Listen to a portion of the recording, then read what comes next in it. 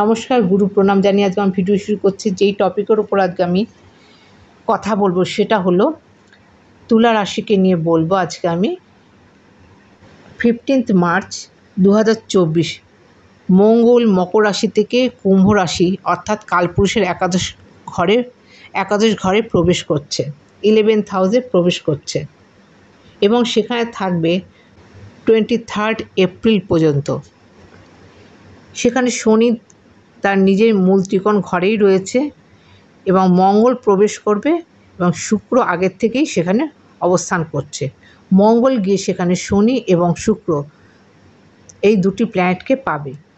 এখন সেই সাপেক্ষে এই ধরনের গ্রহবস্থানে তুলা রাশির জাতক জাতিকারা ঠিক কী ধরনের ফলাফল পাবেন সেই সম্বন্ধে আপনাদের সাথে আলোচনা করব। আপনাদের পঞ্চমে এই ট্রানজিট হচ্ছে, এনার্জেটিক প্ল্যানেট হচ্ছে মার্স বা মঙ্গল, এনার্জি নিয়ে এগিয়ে যাওয়া মঙ্গলের কাজ, যে কোনো কাজ। এবং শনি হচ্ছে কন্ট্রোলার, যে কোনো জায়গায় যে কোনো কাজ এক্সট্রিম পর্যায়ে যাওয়ার আগে শনি কিন্তু সেটা কন্ট্রোল করে। সেটা আর শুক্র হচ্ছে আমাদের লাক্সারিয়াস লাইফ লিড করে, আমাদের গ্ল্যামার, আমাদের আর্টিস্টিক ফিল্ড, মিডিয়া, আমাদের আনন্দদায়ক মুহূর্ত, এগুলো হচ্ছে শুক্র দেয়। কিন্তু শুক্র এখানে পাপকর্তালি যোগের আন্ডারে পড়ে গেছে। তার কারণ মঙ্গল এবং শনি দুটি পাপগ্রহর দ্বারা কিন্তু শুক্র বেষ্টিত হয়ে রয়েছে। সুতরাং শুক্র তার পজিটিভনেস বা শুভত্ব সেইভাবে প্রদান করতে পারবে না। পঞ্চমে এই ট্রানজিট হওয়ার জন্য তুলা রাশি জাতক জাতিকদের সন্তানের জন্য কিছু দুশ্চিন্তা থাকতে পারে। সন্তান হওয়ার ক্ষেত্রেও দুশ্চিন্তা আসতে পারে বা আপনাদের সন্তানের জন্য দুশ্চিন্তা থাকতে পারে এবং আপনার ট্যালেন্টের ক্ষেত্রেও কোনো সময় একটু প্রবলেম দেখা যেতে পারে। তবে সেটা পজিটিভ বা নেগেটিভ হতে পারে, সেটা কর্মের ওপর নির্ভর করছে।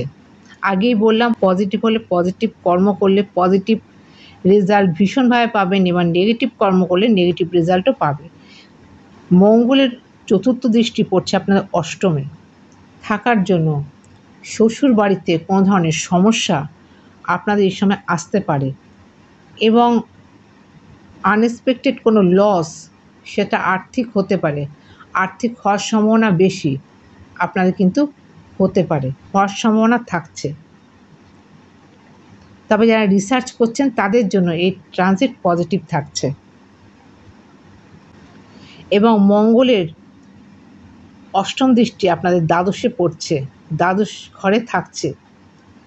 বিদেশ যাওয়ার জন্য ভালো সুযোগ থাকছে, কিন্তু সেখানে যেতে গিয়ে কোনো ধরনের অবস্ট্যাকল সৃষ্টি হচ্ছে, এটা কিন্তু হওয়ার সম্ভাবনা থাকছে। দ্বাদশে কেতু থাকার জন্য আনএক্সপেক্টেড কিছু লস বা কিছু অর্থ বেরিয়ে যাবে এবং কোনো কারণে বাড়ির কোনো সদস্য হসপিটাল ট্রিটমেন্টের জন্য বেশ কিছু অর্থ খরচ হয়ে যেতে পারে।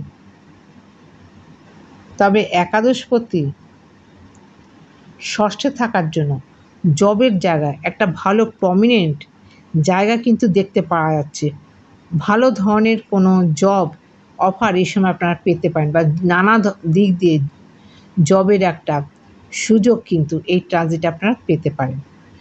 31 মার্চ শুক্র যখন আপনাদের ষষ্ঠে চলে যাবে তখন কিন্তু জবের জায়গা তো পজিটিভ থাকবেই, যে কোনো কম্পিটিশনের ক্ষেত্রে কিন্তু আপনারা ভালো রেজাল্ট করবেন বা একটা ভালো অগ্রগতি দেখা যাবে। এই সময় মামলা মকদ্দমায় বিজয় প্রাপ্ত হবেন এবং শত্রু নাশ হবে। আশা করছি প্রয়োজনীয় তথ্য আপনাদের জানাতে পারলাম। আজকের মতো এখানে শেষ করছি। নমস্কার।